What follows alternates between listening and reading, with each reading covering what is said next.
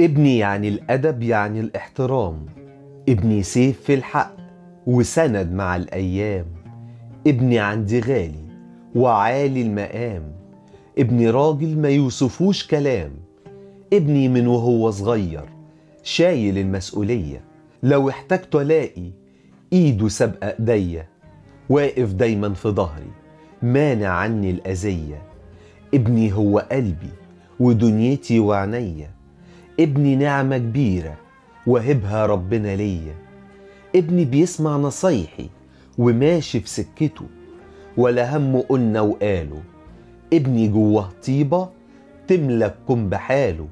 ربنا يحميه ويحقق له أماله.